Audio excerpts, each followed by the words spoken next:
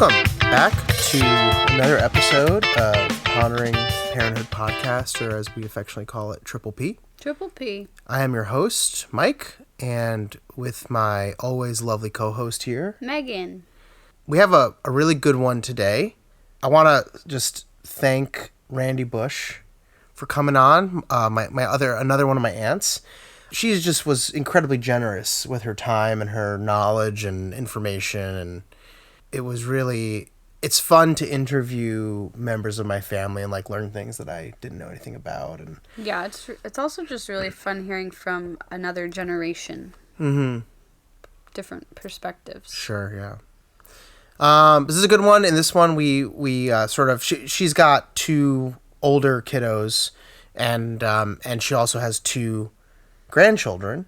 So we focus a little bit more on what it's like to be a parent to older kids, which, I think will be useful and helpful for some people. It won't be useful for us because our kiddos are never going to get older. Yeah, we're freezing them in time. Yeah, so it won't necessarily be impactful for us, but it was still a good perspective, I think, to get. Yeah. I also just want to make a note about this episode that there are moments where you and Aunt Randee are talking and you're referring to people, specifically Mana and Baba.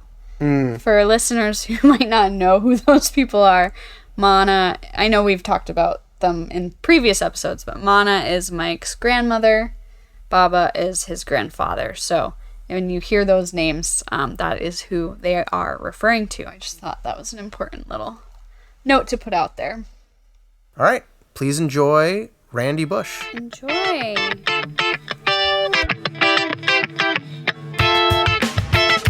How are you doing, Aunt Randee? Hi, I'm doing great.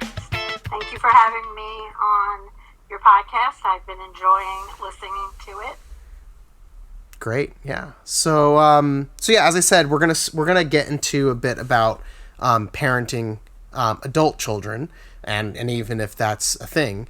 But we always like to start with our guests. We like to ask them if they had always wanted to be a parent, and kind of how they found their way into parenthood. So did you always want to be a parent? Was it something you thought about from being a kid, or was it something that you kind of fell into? I always thought I wanted to be a parent. Even to the point of, wanting to be a teacher as well, which is what I did end up doing. So kids, in my mind, have always been something that I wanted some form of connection to. And in fact, I only had two children, but I remember being 10 years old and saying, I'm going to have 4 kids.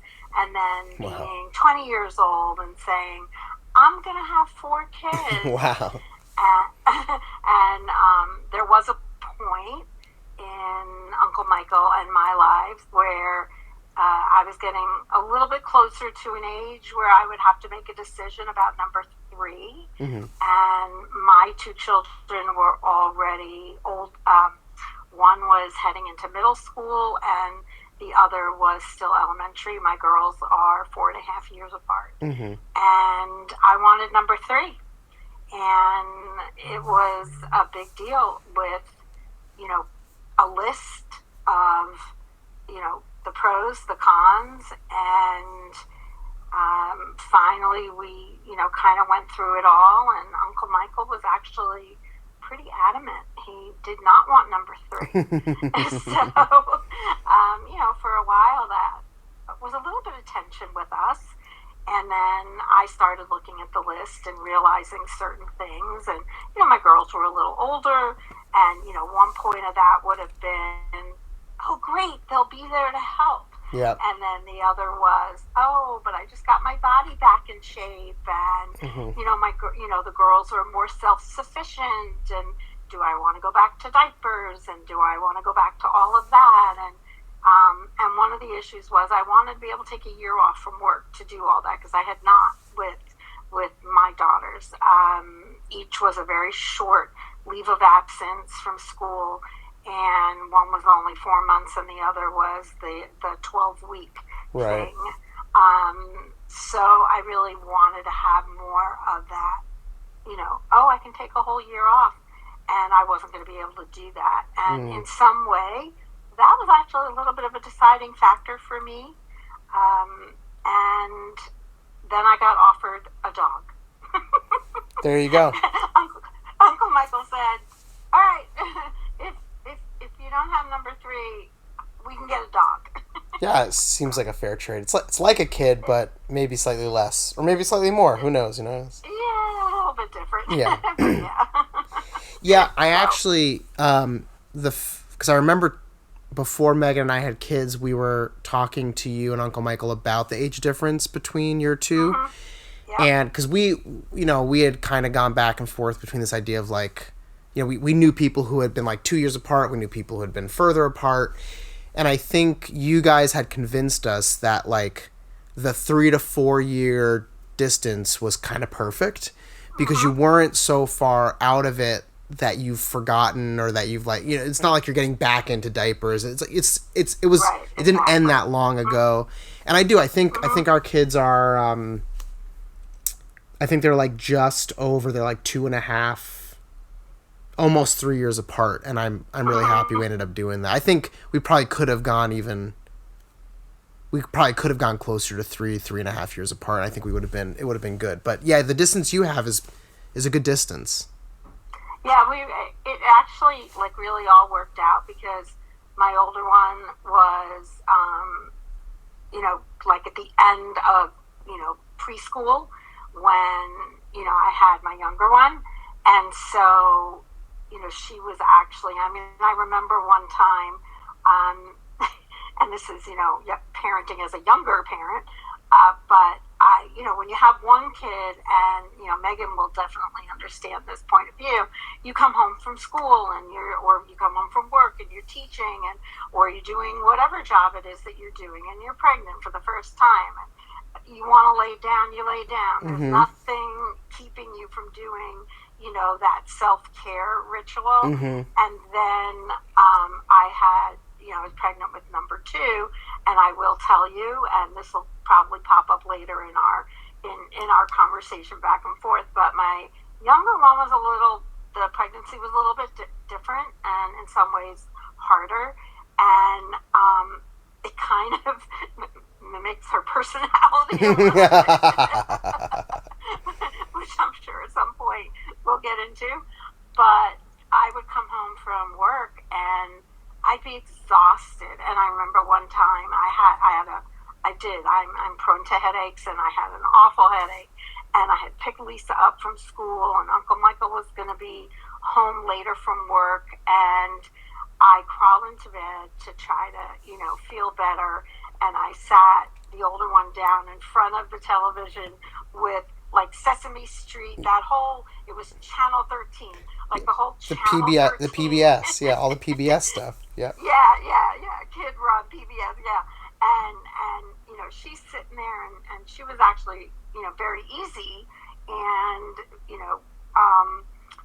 and he called me to check in, and I started crying, and I'm like, I don't feel well, I can't give her dinner, and what am I going to do?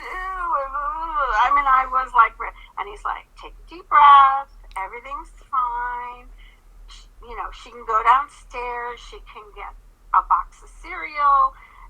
We made certain things very easy for her to get access in certain situations. He said, tell her to go get a yogurt and a spoon and bring it up. You'll open it for her. She'll sit and she'll eat it.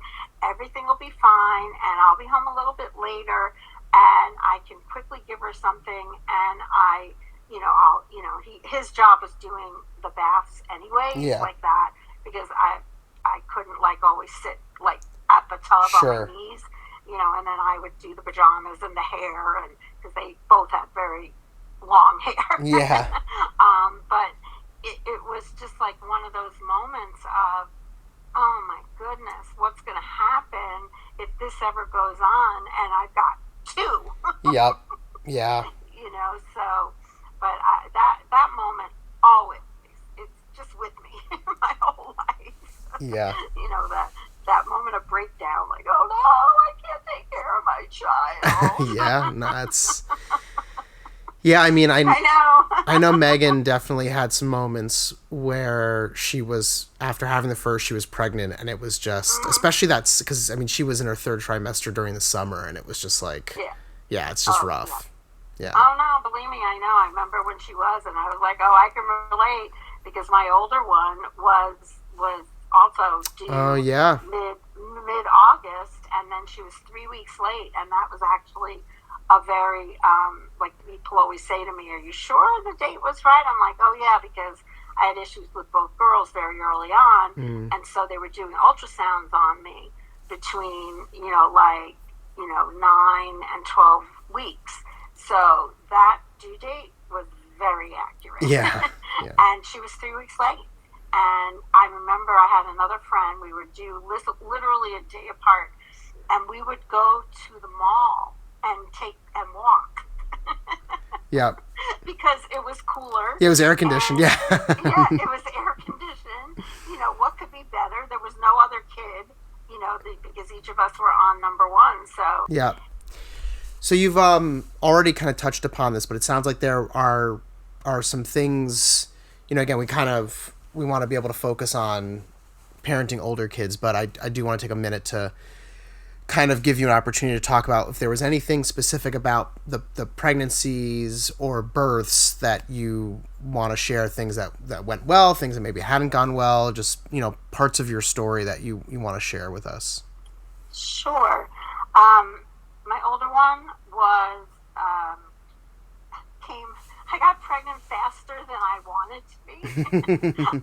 I was in a brand new job, literally making the move from private school to public school. And, there I am. It's the start of the year, and something had happened at the same time.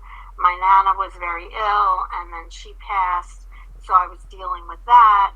And it is very possible, I will never know, but I wanted to be pregnant so badly.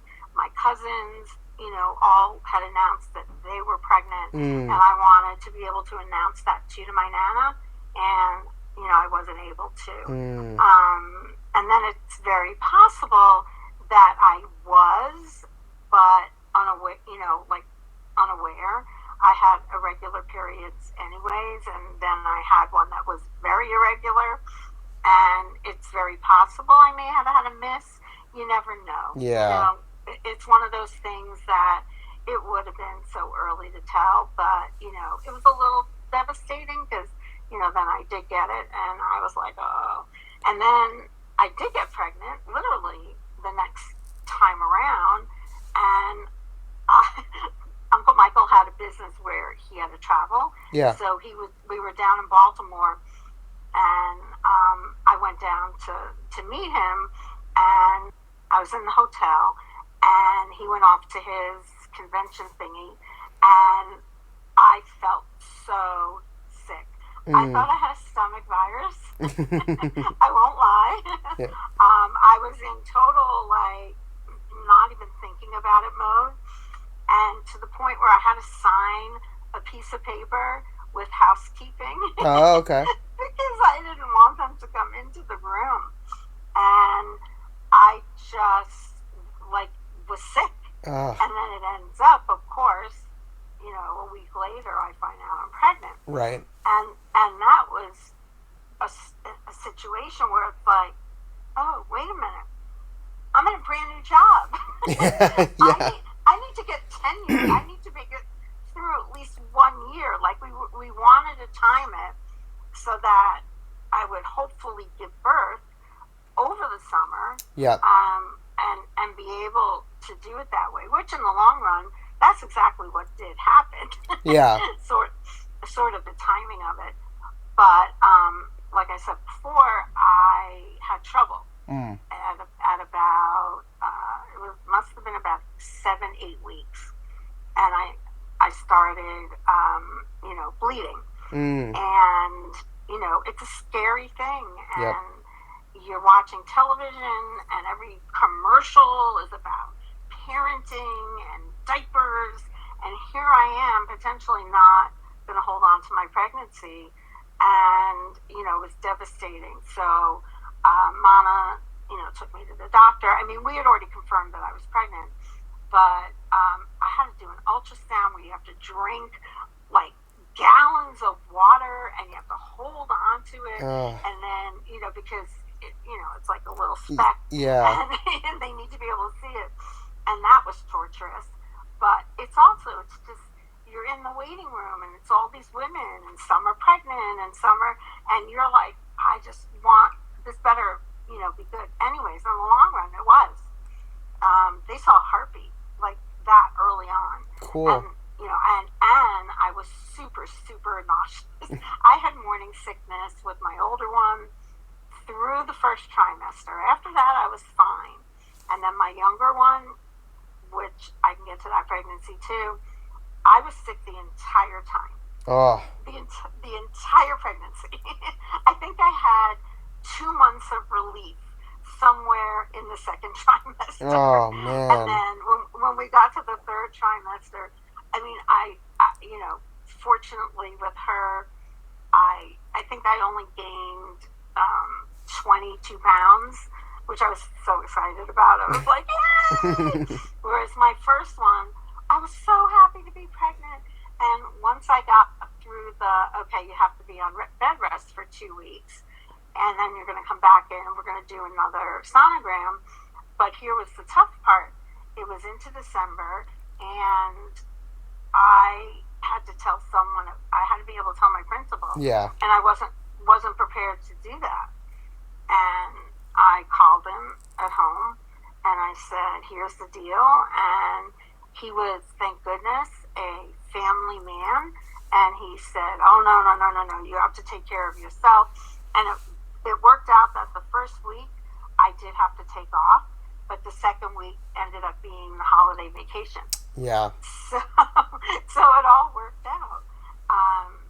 And then I was allowed to, once I was back at school, I was allowed to go up the stairs 1 time a day and down the stairs. So I had to be really careful and, all just through the first trimester. Second trimester on, everything was great. I gained a lot more weight than I probably should have.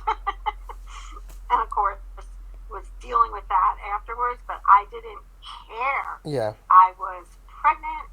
I was having a baby, but I was also a nervous wreck, which probably contributed to not having a number 3. just sort of being a nervous wreck the whole time through, I mean, it's stressful. Like, there's all this stuff. Yeah, I mean, I obviously didn't happen to me, but there's all this stuff happening in your body, and you don't know what you don't know. And I mean, when we found out, we were pregnant, and at the point that we found out, they make these pregnancy tests that you can find out really, really early. And then the doctor was like, we'll schedule an appointment for like 8 or 9 weeks. And we were like, wait, so we're just supposed to go like a month without, and they were like, no, that's the way it goes. And it's like, but there's, what do you mean? Like, what? But there's all this stuff going on, and you have no idea. You don't know. You just don't know. Right. I will say the saving grace was that the practice that I used, and I loved all the doctors except for one of them, who ended up being the one who was in the hospital with me. That goes to the end of the pregnancy where she's 3 weeks late. I'm going for all the non-stress tests. And the fortunate thing about my practice is all the way through, they owned their own ultrasound machine. So they were doing ultrasounds all the way through. Oh, so cool. We knew everything was good. We knew everything. And then all of a sudden she's 3 weeks late, and I'm not even dilated. Oh, gosh. Okay? So from her due date, which should have been August 13th, to her birth date, which was September 2nd, I'm in the office getting non-stress tests, which is, and they're trying to see, you barely a face. You're not dilating. She had no desire to come out. She was very content to just stay put. She was. And she was actually a very content, and she was born that way. Yeah. She was like born content. Yeah. And then now I'm, in the hospital, Pitocin, and I was one of those who originally said, "Oh yeah, natural, natural, natural." So they never gave me an epidural. Yeah. And I was in labor on Pitocin for 9 hours. Wow. And I went through two of the doctors in the practice, and finally one of my favorite ones came in, and he said, why are we doing this to her? She's 1 centimeter dilated. Yeah. We can't do this anymore. She needs to be a C-section. Fine. I wasn't prepared for it, Yeah. but just at that point, get her out. Yeah. And make sure she's safe, make sure she's healthy. And what happened was they have to put an internal feed for the, to monitor her heartbeat. And somewhere in the transferring of me to the gurney or getting me ready, it fell off, but they didn't know it. And so now I'm not a regular C, I'm a emergency. Oh, yeah, it changes everything. And all I remember is, I'm on the gurney, you're being wheeled as quickly as possible. I remember being in the elevator. I was on Demerol, so like I was having, rainbow lights in the elevator. I mean, I'm scared shitless, like what's going on? And, my husband can't be with me. And we get into the OR, and thank God for nurses. I will tell you, thank God for nurses. Yep. One of the nurses is listening to the heartbeat, with a stethoscope. And she says, wait, hold on, everyone. This is fine.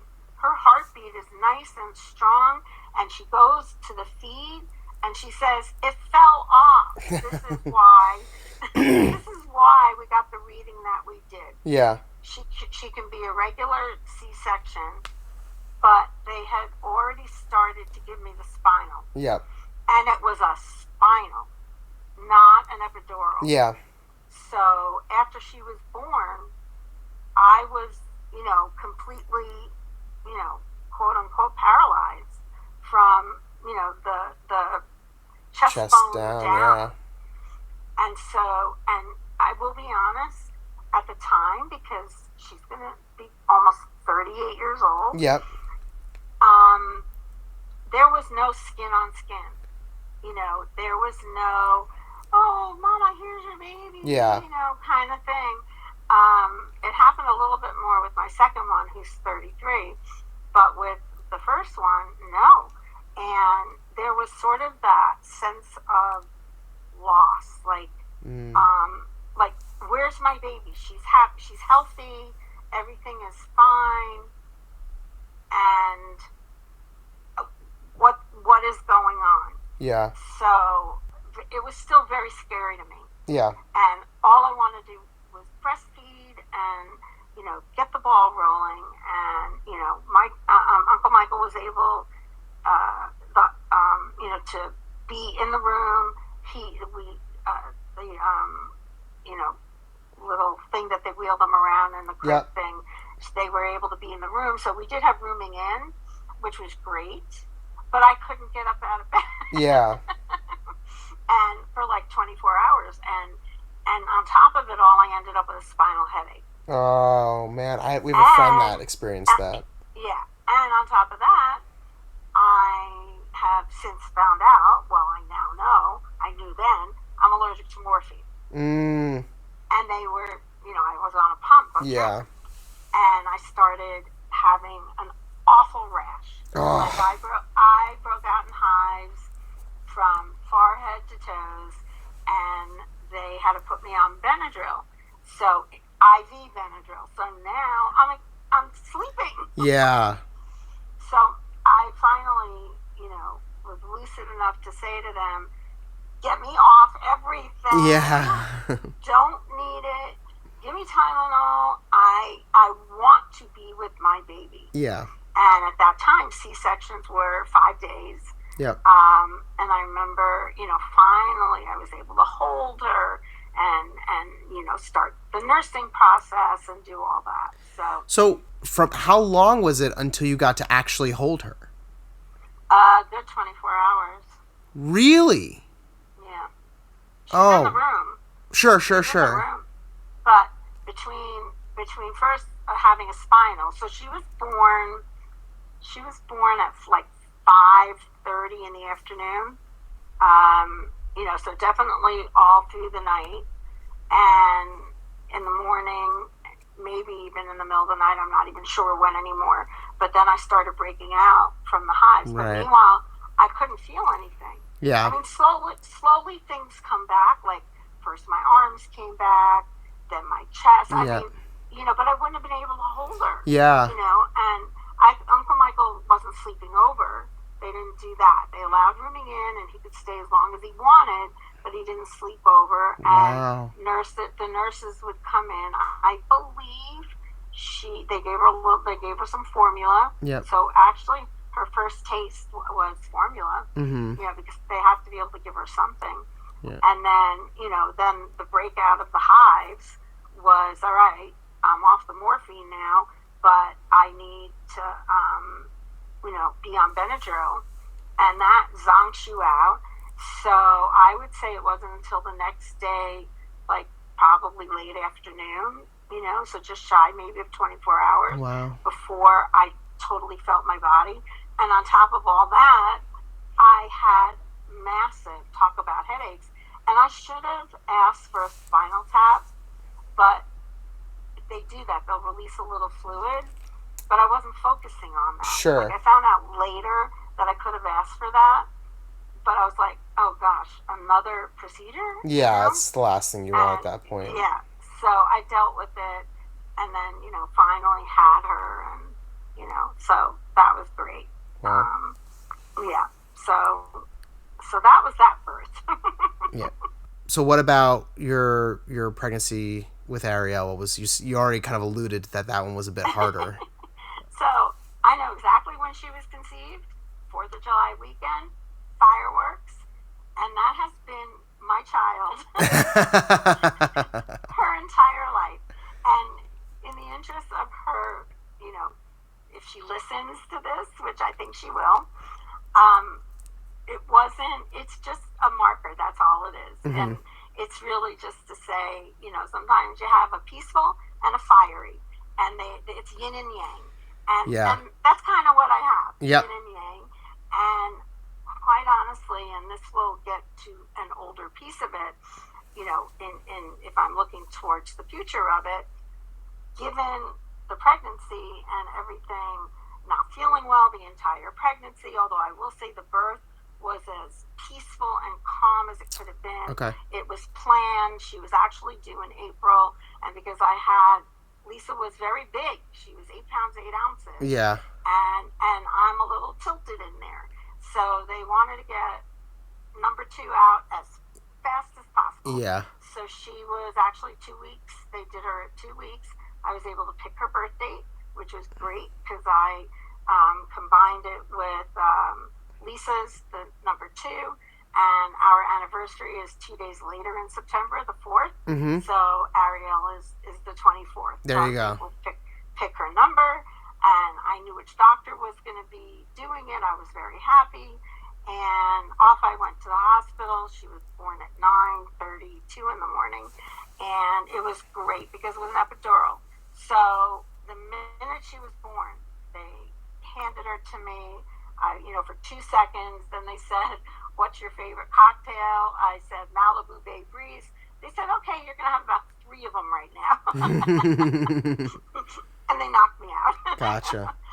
But you come out of it faster, and recovery and all that. The only thing I will say is that she did have she had to be under the lights. Oh, and yep. And she had to be baked a little bit more. She kept having like a little jaundice, but nothing when she went home. Like by the time we took her home, and it was the same thing. Still 5 days that you're basically in the hospital, but I feel like I've been through it already. And like her, I'd hear people moaning and groaning about their C-sections, and I would be like, okay, doctor's going to yell at me because I'm out gardening at 4 weeks. Yeah. You're not supposed to be, that kind of thing. But, they say later on, so because of her personality, as a teenager, things were tough. I mean, even all the way through, Yeah. there was always some form of, the fireworks going on. And, the one thing I will say, though, we did do one session of therapy. I went into therapy when, I'm trying to remember exactly when. But I was in for a while, and it was good because it was about so many different things. And, this was probably shortly after Baba died. Mm-hmm. And Ariel was just really having a tough time of it. And she was very oppositional, defiant, and rebellious, and a whole bunch of things going on. And I was afraid that, she wasn't, sharing her feelings the way they needed to be shared. And she was just, putting them in the wrong place. So we went in, my therapist said, bring her in for one session and we'll talk about it. Because it's also that, tug of war between the two of us. You get tug of war with your little ones in a different way. Now imagine it's with, a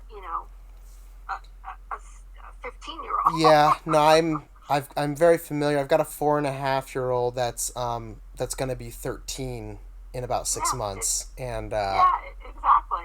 I'm not looking forward to her actually being 13. Well, sometimes things change, and listen, when things were great, they're great, and there were more great times than none. Sure. But definitely, so this was one thing, though, that the therapist told me in a session afterwards, follow up, away from Ariel. She said, typically there is a pattern with this. And, they fight you until they go off to college or off to be independent. And the minute they are away from you, she said, trust me, she will be like your best friend. Mm-hmm. And that's kind of what happened. I mean, I don't want to say best friend loosely, but, you become close in a very different way.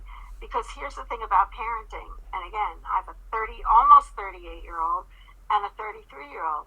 You are always parenting. Mm-hmm. You are never done. Yeah. Don't let anyone say to you, oh, they go off and they make their own lives. And of course, now I have grandchildren, which Sure. is, I'm sure, going to come into this discussion. You are always parenting. I mean, when they're married and they have their own children, as a grandparent, you have to know when to step back. Mm-hmm.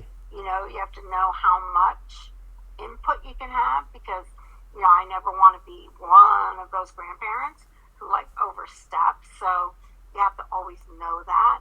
And I will say, fortunately, with Lisa and her husband, there are things that they sort of let us, step into. Mm-hmm. Because, maybe they're having some issues with theirs. I have, it's 2 boys. One is now 9 and the other is 6.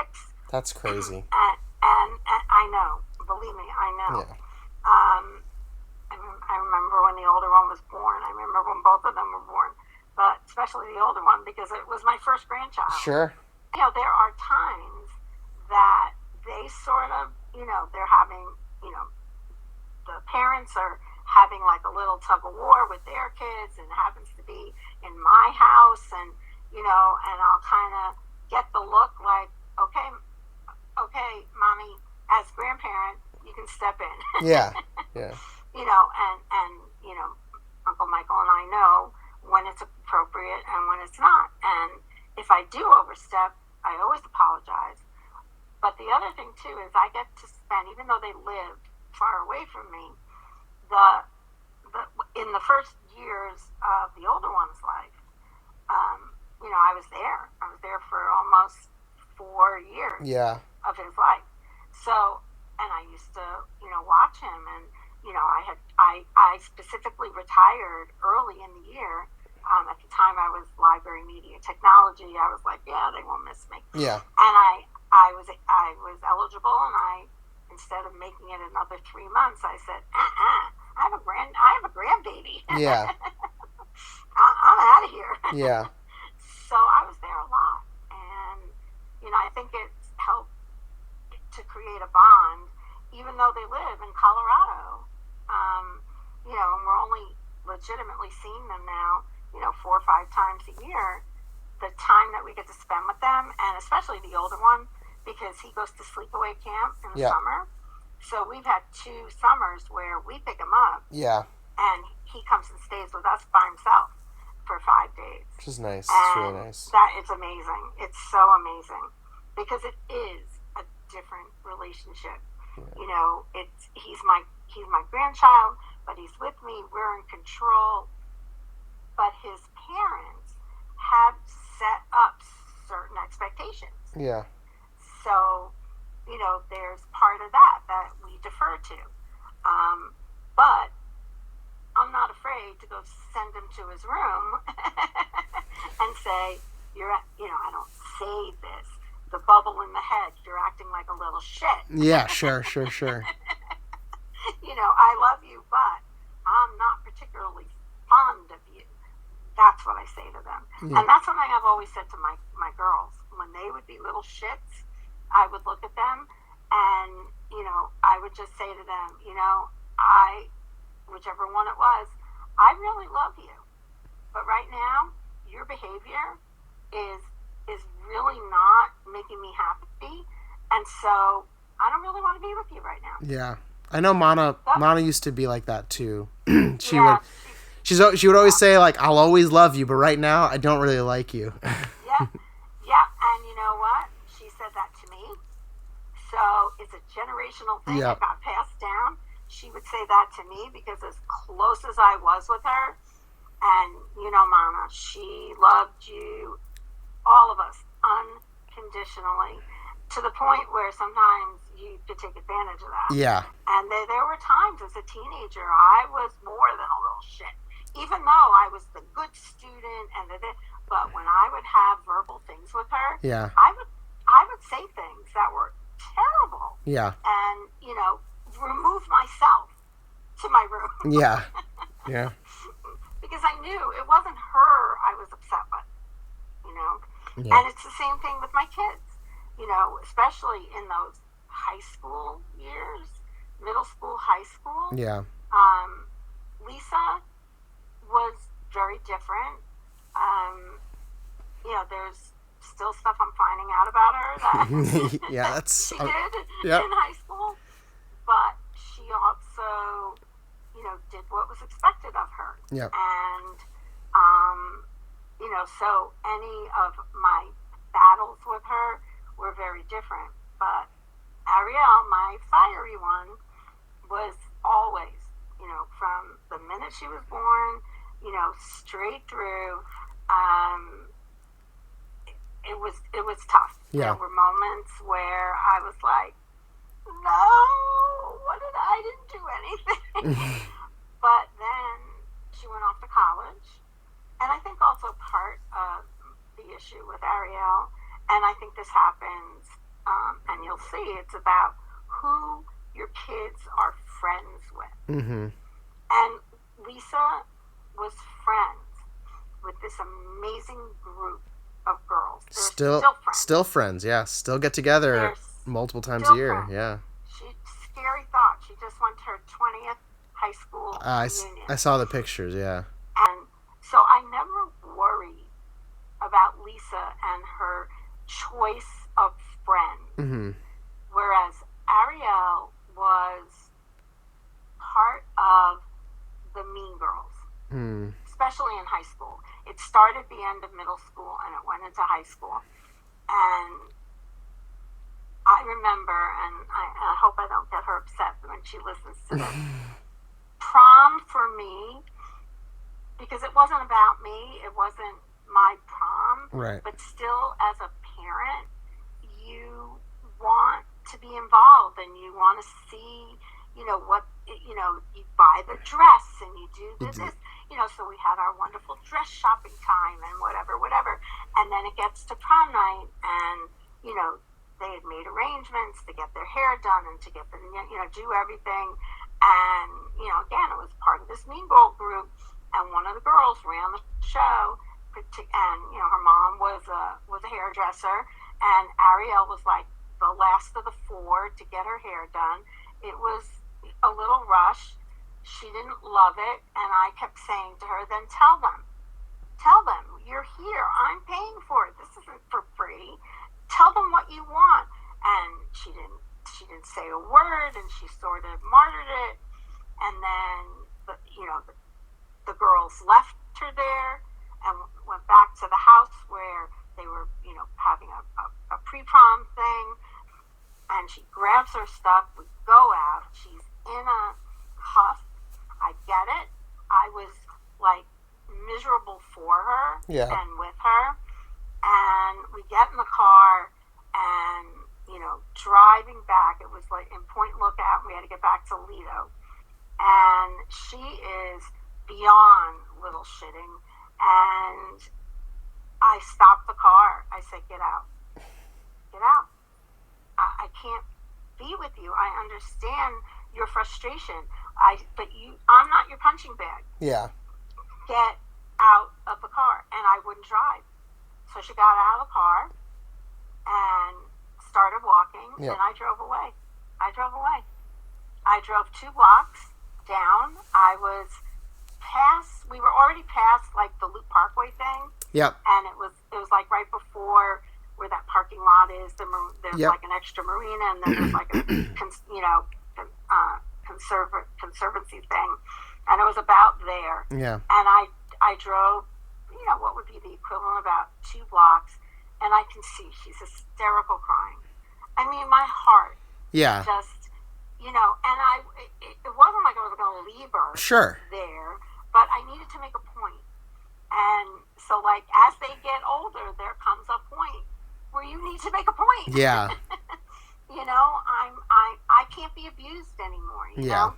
So I stopped the car, and, she picked up her stride, and she's, and she gets in the car, and she just totally breaks down.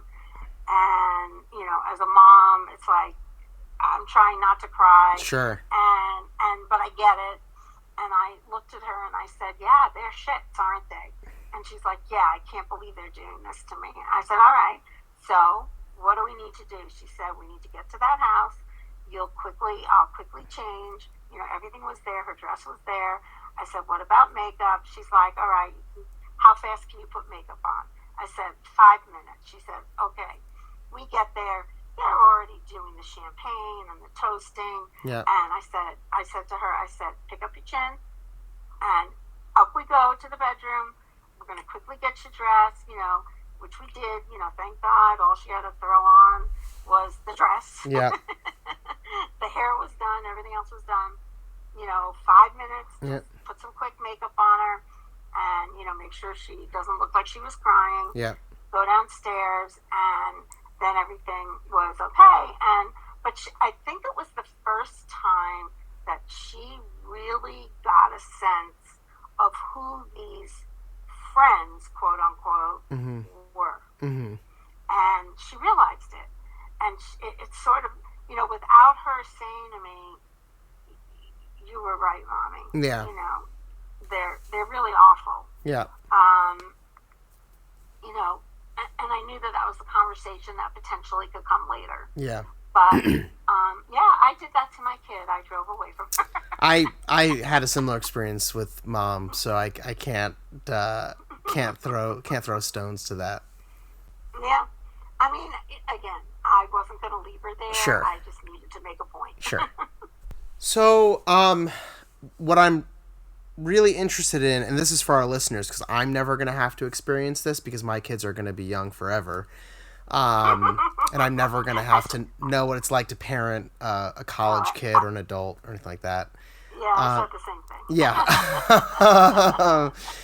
But so how, you've kind of already talked about how like parenting never ends, right? So like even though you have kids that are in their 30s, you're still parenting, but it does change. It is different. And I'm wondering, what are some of like the main differences that you found like as your kids went from like high school into college and then sort of college into adulthood? Like what are some, maybe like a couple things from each era where like this went from this to that kind of thing? So little kids, little problems. Big kids, big problems. Sure. It does definitely change. I think, again, both my daughters are very different, but the themes of things that you end up being involved with them, and my girls went away for college. Right. So on a day-to-day basis, I didn't see all the stuff that went on. Right. But I got the phone calls. Mm-hmm. So typically it was financial. Mm-hmm. And Uncle Michael would get those calls. Okay. When they're little, it's allowance. Right. After that, it's, I need money for this, or I can't believe I did this, or so, and then especially into adulthood, like even when they're independent or married or in relationships. So financial always pops up. Right. Okay, in some way, shape, or form. Start saving money for them now that you put off into an account, and it's emergencies only. Right. Just in case. Free of any investments you may make for them, free of any funds you may do for them. It's just one account. Well, emergency money. If it's anything like me, it'll be, hey, so we need to hire a lawyer because I threw a party and. Oh yeah. No, it's like so financial always seems to be something that pops up, and at what point do you have to say to your kids, listen, I can give you money now, but you're not getting it when I die. Right. Because, use it now, that's it. Yeah. There's only so much in the till. So that's why I'm jokingly saying, start an account now. Sure, yeah. Start preparing now for that. Yeah. That's just, right. So it's financial. The other thing is relationships. If they choose to share with you, how a relationship may be going. And, Ariel right now is in a very healthy, thank goodness. We love him. Yeah, he's great. He gets her, because you have to be able to understand her in order to, to get her. Mm-hmm. And, she's learning how to be a better partner because of it, which is so important because, when you're in bad relationships that suck you dry. Yep. And, I was dealing with a lot of that with her for a while, to a point where she just had a really low point.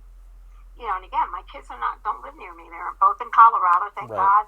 They have each other, which is like, Lisa would call me and say, all right, I have to get over to Ariel because of XYZ.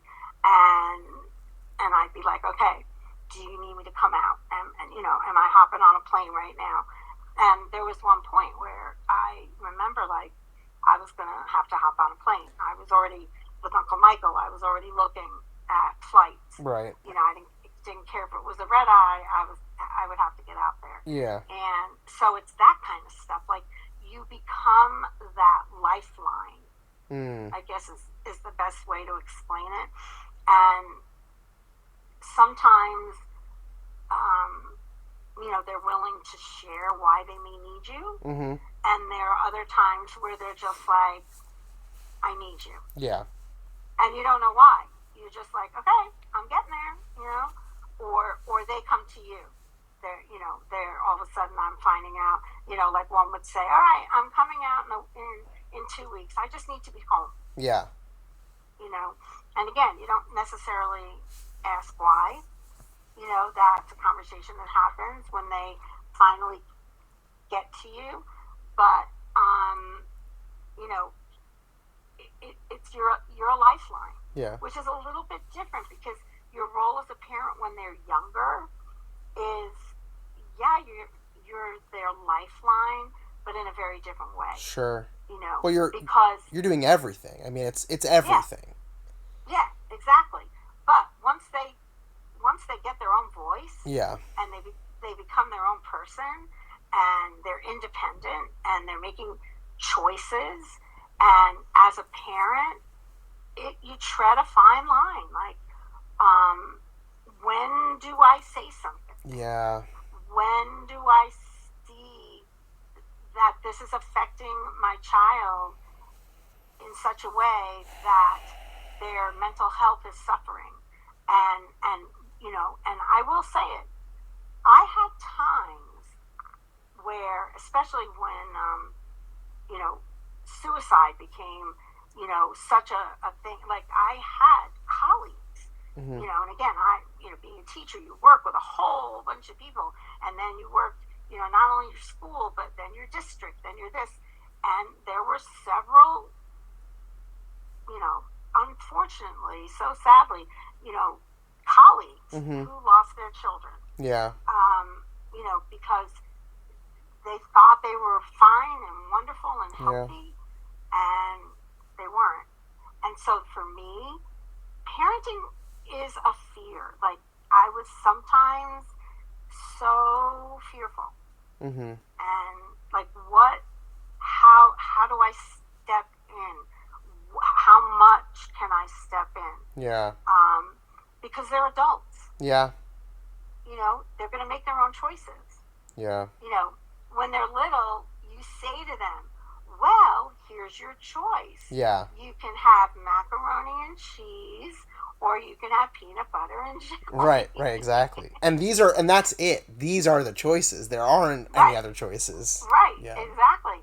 But when they're adults and, they're potentially not recognizing that a choice is not good for them. Yeah. It's just not healthy. And sometimes you have to let it play out, and other times you cross your fingers that they're going to call you and say, what do I do? Yeah. How do I manage this? There was one time, and again, they were adults, and this was just only a few years ago. I was out in Colorado. I used to go out every August for like 2 weeks. Yeah. This year I didn't because they came here. Yeah. And Ariel and her boyfriend are coming in September. So we made the choice not to go out. And I was, out at Lisa, and, I'm sitting there. We're painting a wall in in the grandchildren's room. Yeah. I'm there for my 2 weeks and helping them get settled in their first house, not their second house. And I get a phone call from Ariel. Help. Mommy, help. I'm in Canada. I mean, I knew she was in Canada. I went away with he who shall not be named. Yeah. And, it's just not good. He's doing this, and this, and I feel so uncomfortable, and so this, and so that. And I said, get out of the house. And it was with like a big family compound kind of a thing. And fortunately, his mother understood and was sort of there helping her. Yeah. So she moved into a different room. She had her car with her.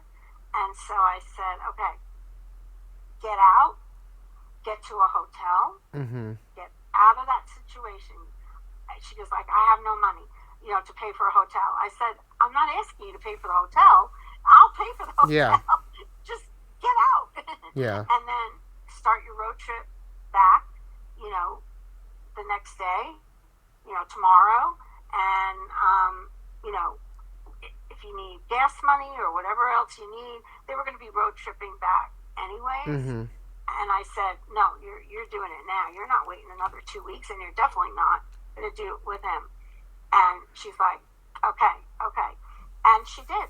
She didn't go to a hotel because the mom, fortunately, saw what was going on.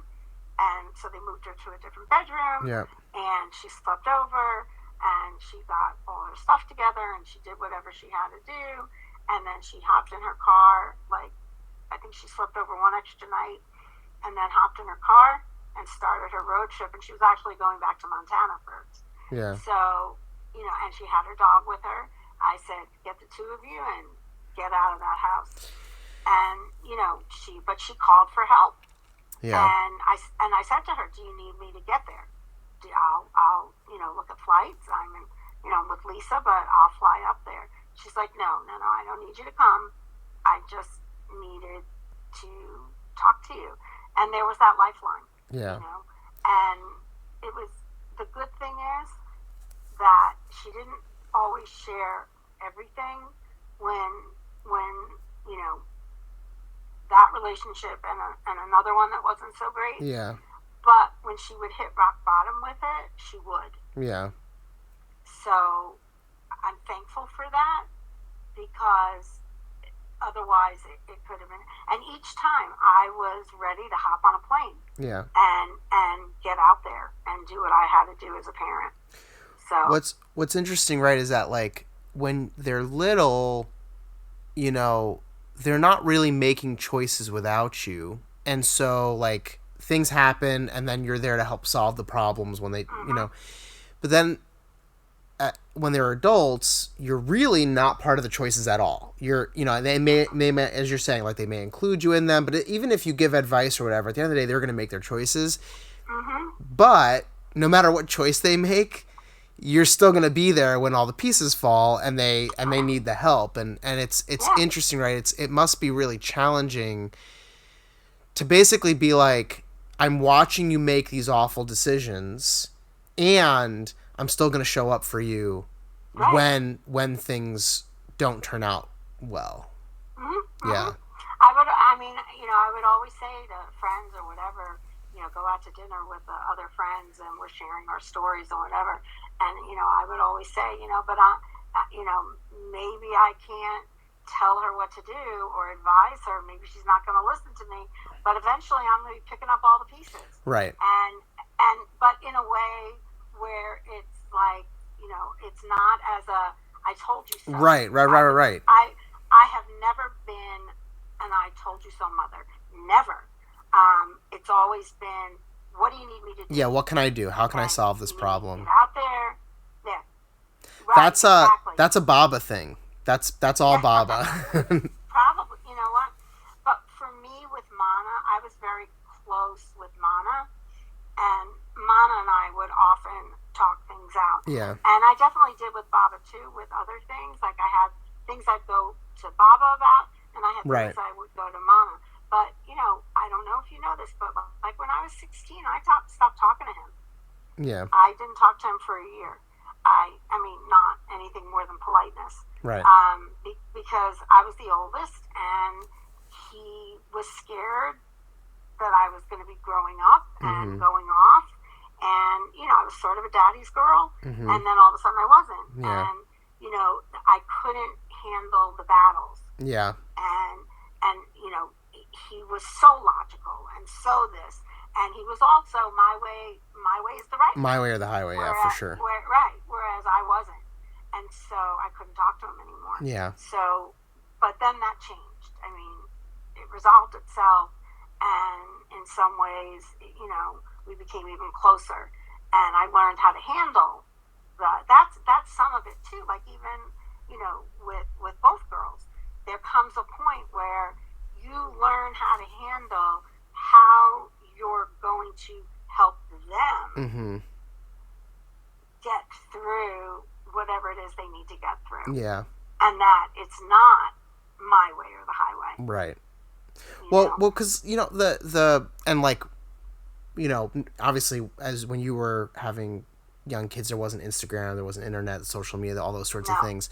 But now, of course, there is, and it's interesting to, like, follow and look at what child therapists are putting out. So, like, for example, one of the things that comes up a lot is this idea of, like, lying and how lying is developmentally appropriate, and the way that, as a parent, I deal with my 4.5-year-old lying could impact and lay the groundwork for how my 13-year-old 16-year-old, 25-year-old decides to talk to me about their life, right? Like, if Yeah. my kid is lying to me and I'm losing it on them when they're lying, then as they get older, they're going to learn, oh, when I am not honest, I get in trouble. I don't want to get in Right. trouble. I don't want to make my dad angry. So I'm not going to tell Right. them when I get in trouble. And it's just fascinating to think about that, because even if you think even if you're right and you're like, I'm right and da da da, it's always like at the expense of your relationship with your children, right? And so I've had to learn. I mean, my kids are still young, but like there are plenty of times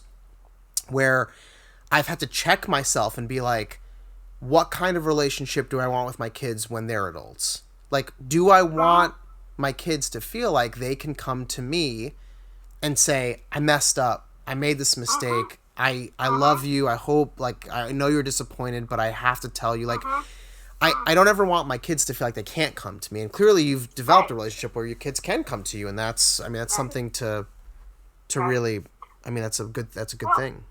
It was, I will say, like, especially as an adult, my parents were very good role models about that, because there were times that I would shade the truth a little bit. Sure. And Mama kind of always knew. She said I had to tell. She said, it's interesting. She said my ears would get red. So I got to a point where I really couldn't. And it was a trust thing too, because again, this becomes that generational, advice that I'll pass on. I learned to trust that she's not going to lose it on me if I tell her the truth. Right. And I will say that Baba, because I had two incidents as a teenager, a 13-year-old and a 14-year-old, where I had to go to my parents and tell them that I did something wrong. One was shoplifting, and the other was I got caught smoking pot. Sure. Both the first times of either one. Oh man, not great. and both under peer pressure. Oh man, it's rough. But I had to tell them, and they were both incredibly calm about it. Baba even more so than Mana, and so that became something that with my own children, and I had one that lied a little bit more than the other, and I would have to say, well, one had to tell also, and so the minute she would lie, she would turn bright red. Yep. And I would look at her and I would say, "Are you sure?" Is that really how it went down? Okay, let's hear. And so she became more of the, I'm not lying to my mom. I know she's not going to get angry. And Uncle Michael's very calm. Yeah. So if anything, I'm going to lose it more than he would. And so they also would know who to go tell. Yes. Something, whereas the other felt that she had to hide more. Yeah. And, that became an issue. But then as an adult, it was not that she thought I'd go off on her. It was more, I don't want to upset my mom. Yeah, I don't want to disappoint. I don't want to disappoint my parents. Right, but it was more than that. It wasn't. It was anxiety. Oh, okay. It's like if I tell them what I'm going through right now, not only is it my own anxiety, right, but now I know my mom her heart's going to be breaking. Sure. I think. I like to think that. Yeah. because that's what it was. Yeah. It was more like, oh my God, that empathy kind of a thing. Whereas, and it became, okay, what can I do? Yeah. Tell me. You want me to fly out? I'll fly out. I took days off. When Ariel would drive back and forth to Colorado, I took days off to go be with her because it was road tripping. Yeah. It's like my children came first, and especially as adults, because my relationship became less of a disciplinarian. Right. When they're young, you need to set the rules. You need to set the expectations. You got to do all that. When they get older, it's, they're making their choices. I'm not a disciplinarian anymore. Right. I can be their quote unquote buddy. Right. Because, hopefully there's that trust that's been built, that willingness willingness to want to share, and not feel like, oh, someone's going to go punish them, Right. and put them in timeout, Sure. or dock them their allowance for a week, Right. or miss their birthday because you've been grounded. Right. You can't ground your kids. Right. When they're in their 30s, you can't ground them. That's not No. And the one thing, and I know some parents who, just would turn off to their kids, and I was like, oh no, my kids need me. My kids need me. They know I have to be the safe ground. Mm-hmm. Like you're in a game of tag, I'm safety. Right. No judgments. Judgment free, whatever it is. You want to come home, I get it. We used to tell our kids that all the time. If you ever need us, you have a place. Yeah. You don't even have to give us an explanation. Just show up. So I needed to do that for my kids. Show up. Yep. In the interest of time, I'd like to finish out this interview in the same way we finish out most of our interviews with one piece of advice you would give to all parents. I would say don't listen to everybody else. That's a great piece of advice. You have to form your own way. And, again, I had really great role models, but there were times that it wasn't, that we were all finding our way. And so I took a lot of that with me into my own parenting, but I also have a partner. Mm-hmm. And so he brought things into it as well. And so I would say as a parent, you must be in line with your partner. If you are going to have any form of discord, especially in front of your kids, no bueno. Mm-hmm. So Michael and I, we were always on the same page. Mm-hmm. And if there was maybe one or two times where we weren't, it was a discussion we had in private. Yeah. And, in front of the girls, whatever it was, like maybe it was a form of, discipline or whatever, we would table it and just say, you know what, Daddy and I have to go discuss this. Yeah. Or Mommy and I have to make a decision about what we want to do. So I think for, parenting when you are with somebody, you must be on the same page. Otherwise, your kids see this. And remember, you're their role models now. Sure. So it doesn't necessarily create a healthy environment that they will then take when they become parents. Right. You hope. Yeah. So there's that. And then the other thing would be, don't always listen to everybody else. Yeah. Because we all come with our own background. Yeah. Yeah, you can listen, but don't, it's not written in stone, and you have to be flexible. You may go into a situation with your kids, I don't care if they're 4 or they're 40, okay, where you say, well, 40, you're parenting in a different way. Yeah. But when you're still parenting until they leave your home, you have to be able to say, okay, let me listen to what they're saying. Like, you have to be open-minded to what they're saying, what their needs are. Yeah. Because if you just come in like, no, this is it. Yeah. My way or the highway, you're going to lose them. Yeah. And I know there were some situations where I did that. But then I also know there were situations where I said, okay, what do you need from me? I think it's a pretty common experience for most parents. I know just speaking for ourselves, we experience this, but I know other people have as well, where before having kids, you're like, oh, we're going to do this and we're going to do that. And then the kids show up and you're like, oh man, we're not doing any of that. And all this other stuff we said we never were going to do, we're absolutely going to do all of that. And it's just, you don't know until you've got the kid. And if you go into it and you're so inflexible and you're so focused on just doing it this way without realizing that the kid, whether you like it or not, the kid's going to have a say. Like they're going to have a voice. And some of them, like my first, is going to have a real loud voice. And is going to have a real specific way of thinking about how things are going to go. Yep.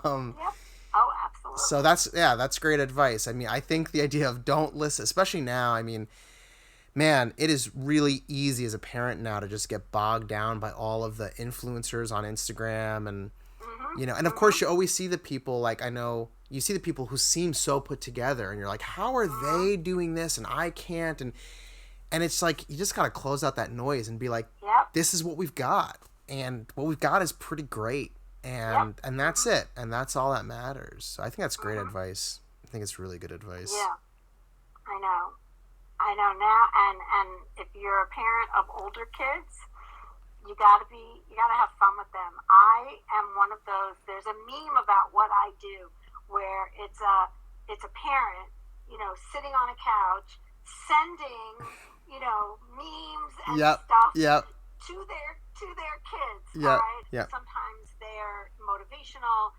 inspirational. Sometimes they're just plain darn funny. And I drop pebbles to my kids constantly. I am that penguin mom dropping those pebbles. I get some. I get some too. There are mornings I wake up and I'm like, oh, I've got something from Aunt Randee. I send you pebbles. I send. If I see something and it's apropos of the personalities and the situations of my nieces, my nephews, I drop the pebbles, and in some ways it makes you a little closer. Yeah. Especially because you don't all live near me, and so I can't just say them to you personally. Sure. So, and when I know someone's going through a tough time and something inspirational comes up, or I send it as this is just something that'll help them lift up their chin a little bit, maybe make the day not so bad. Yeah. And I love dropping pebbles. Yeah. Well, thank you so much for your time and for giving us some insight into parenting older ones. I can't believe Lisa is... I mean, she's going to be almost 40, which is wild to think about. Don't say that. She's going to be 38. She's going to be 38, sure. That is not almost 40. Your Uncle Michael does the same thing. Well, okay. To be fair, I mean, Lisa and I are a little bit over a year apart, so it's more like making me think like, oh my goodness, I'm almost 40. Meghann told me the other day, she says it actually with frequency. I'll bring up like, man, I'm gonna be 37 soon, and she's like, oh man, I cannot be married to a 40-year-old, which is really funny. So I don't know, Uncle Michael. I mean, we just both turned 67, and he talks as if we're 70. Oh hell no. Oh hell no. Yeah, that's right. I have 3 more years. A lot more time. Well, yeah. So thank you again for your time. Appreciate it. And at some point we'll have Uncle Michael on, and then I'd love to have both of you on so we can talk about what that more about like sort of the relationship with parenting kids. But I really appreciate your time. Remember that we have to be on the same page now. Yeah. But thank you for having me. This was very enjoyable.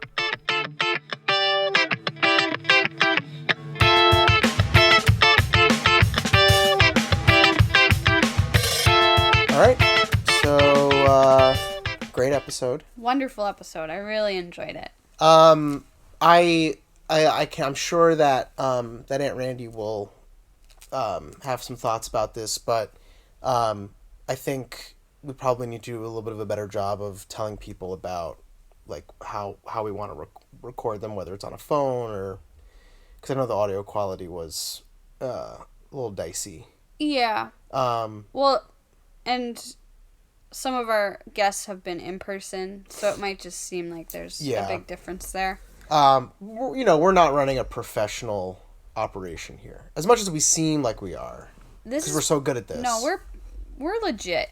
We're legit. We're legit. We're not sitting in our living room recording this. We're in our basement. Yeah, we're in like a legitimate studio. And totally.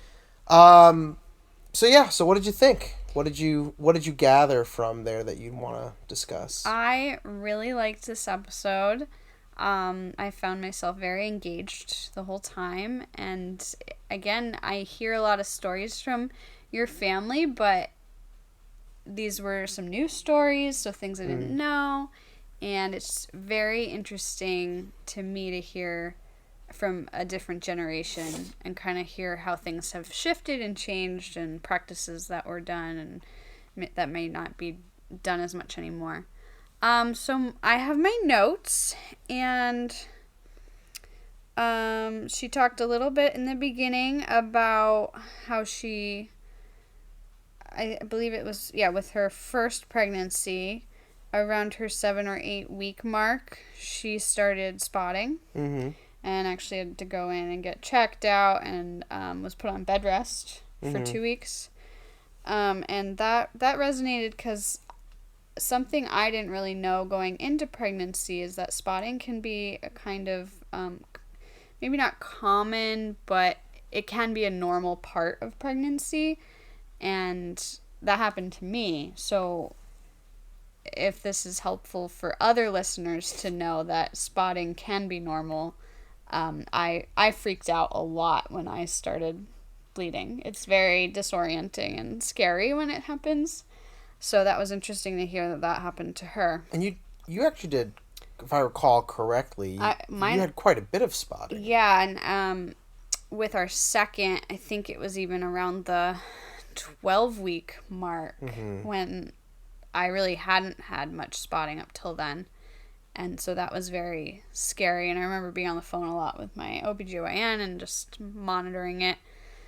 And that's kind of all you can do, in those moments. They're just like, keep an eye on it. It shouldn't get more than this amount. And everything was totally fine and normal. But sometimes they don't have any way to tell you what specifically that's caused by. And yeah.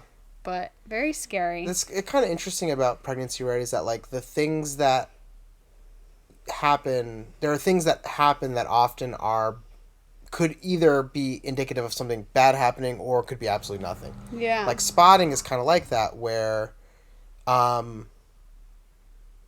it's like, oh yeah, spotting, not a problem, but also spotting could be a miscarriage, and it's just like, but they're the same, it's the same symptom, like, it just makes pregnancy a little bit even dicier than it sort of already is. Yeah, you just have no control over anything. The existential dread is kicking in. She also talked about being pregnant while working full-time with a toddler. And that really resonated with me, and the level of exhaustion, and just not, when you have your first, you don't have the opportunity to just take a nap whenever you want. And, I just wrote that down as something I wanted to also connect with. So, yeah. And she was also a teacher, so just, you're on your feet all day and you're taking care of everyone else's kid, and then you get home and you have to take care of your crazy kid, and you're just nauseous and exhausted. Yeah. So very difficult in that first trimester for sure. Yeah. The other thing that I think this was the moment that, like, stuck out to me the most, because I actually ended up talking to her afterward. She had a C-section for both of them, and to do the C-sections back then, she said she was paralyzed, like, chest down. Like, she couldn't even move her arms. So that was interesting to me, because I've had 2 C-sections, and I could move my arms. So I'm not sure, like, what the difference there is. Well, yeah, but she had, like, full, like, she remembers being completely paralyzed for, like, a while. Like, it was, like, 24 hours. Well, she said, like, some was coming back earlier, but she wasn't able to see her baby for a full 24 hours. Yeah. And part of that was because of the C-section. Also, the second birth, she said they knocked her out. Yeah. right afterward. Yeah. I'm like, so that was what I texted her about. Just asking, is that kind of a normal thing that they did? And I guess that was a kind of common thing after C-sections to help the woman heal. They just drug you and conk you out. So that was fascinating. I had no idea. Which is, like, the exact opposite of how it goes today. Because now it's like they want you up so that way they can give you the baby, like, right immediately. Yeah, and so back then it really wasn't, the whole bonding, the skin-to-skin wasn't as pushed as it is now, especially with a C-section. Like, babies were very much just whisked away to do what you needed to do, and then there wasn't as much of an emphasis as it as there is now. Yeah. How important that is. And she mentioned in the podcast that how difficult that is. But I can only imagine, like, you just had this baby and you have to wait a day to see it. Like, yeah, it's tough. I do remember getting Mouse in my arms, right.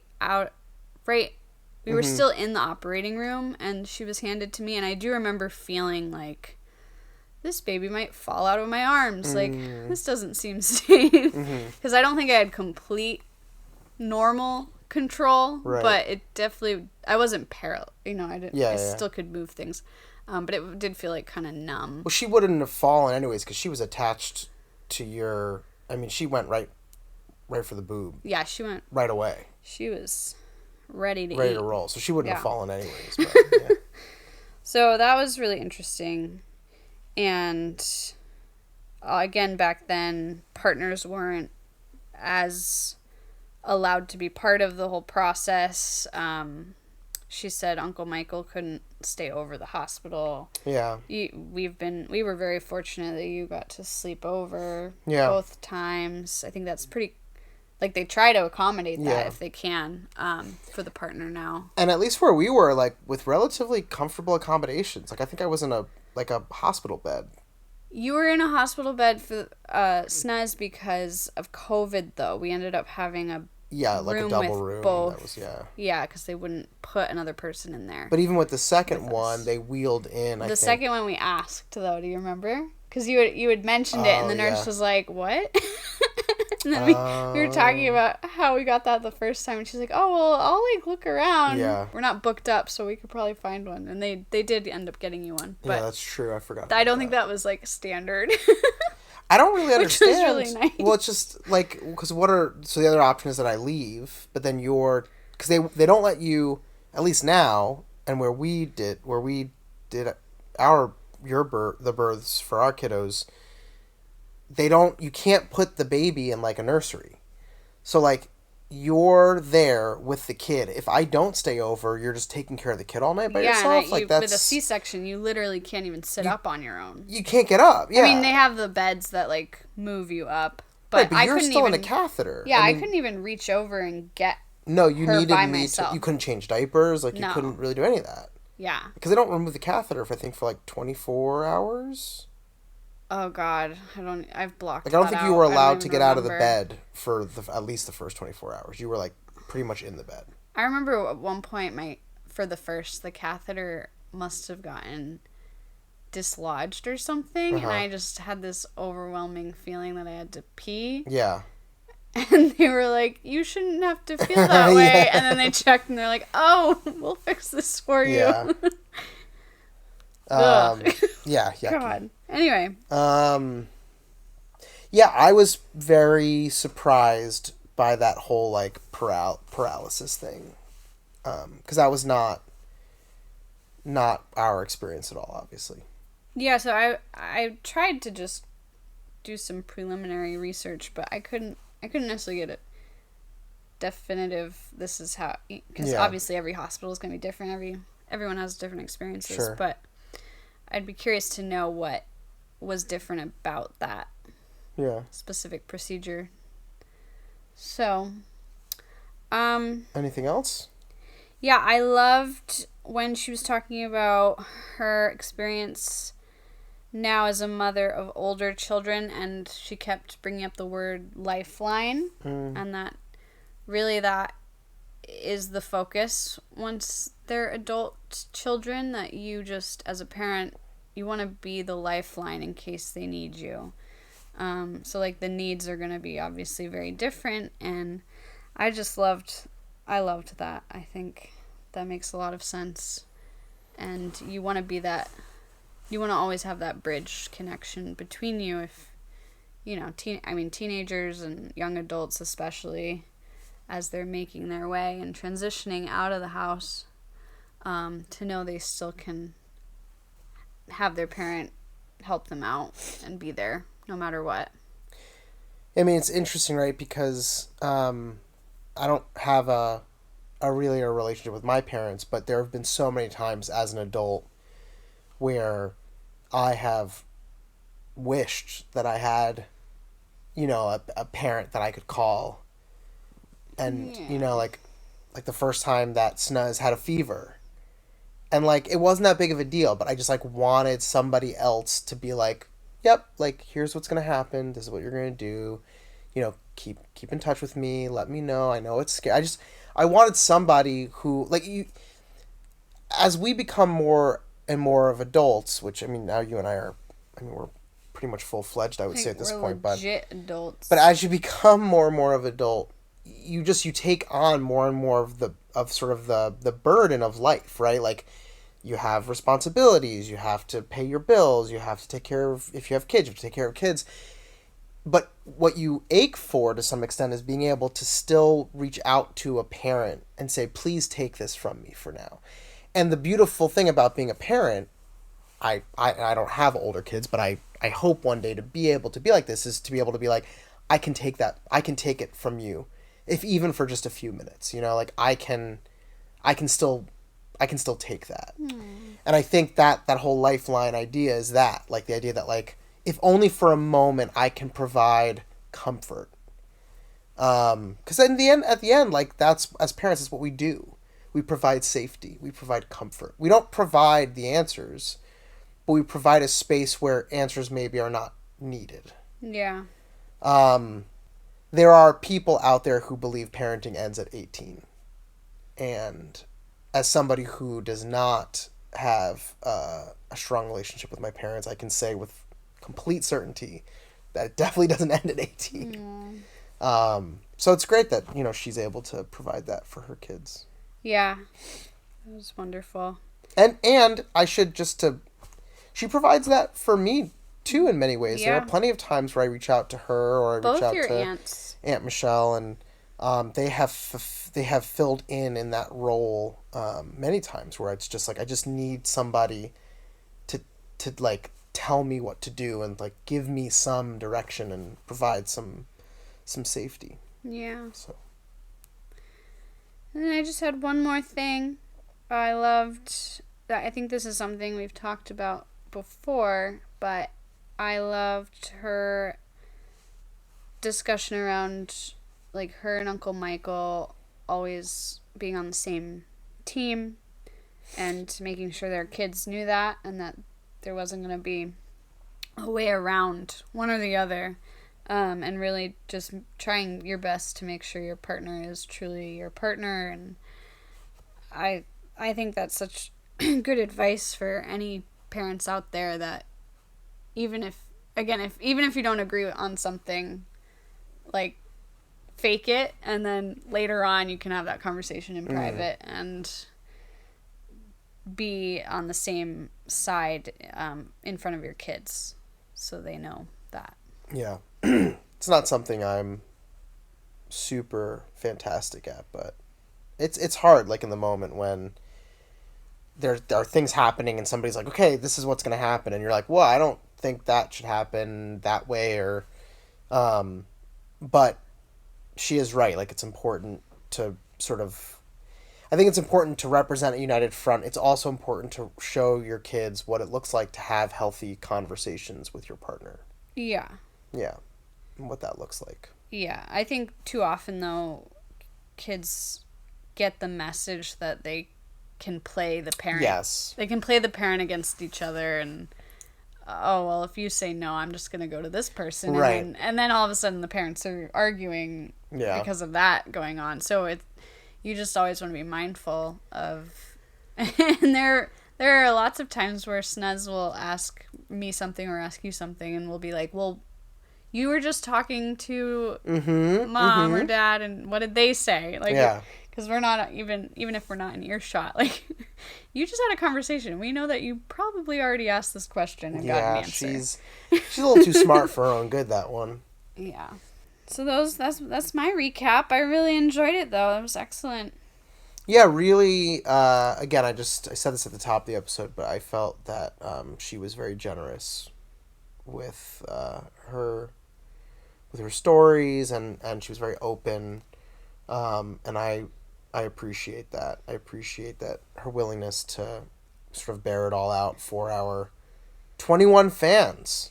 Yeah, and Randee is one of our top number 1 fans. She listens to every episode. Every episode. Yeah. Loyal listener. Yeah.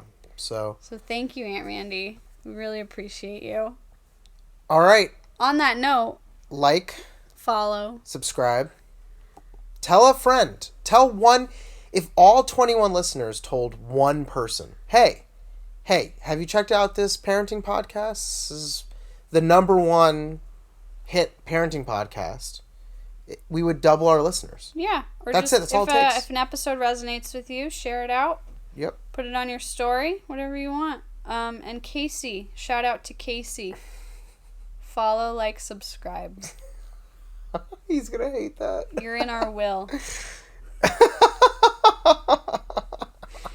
All right. Thanks for listening, Love everyone. you. Bye. Bye.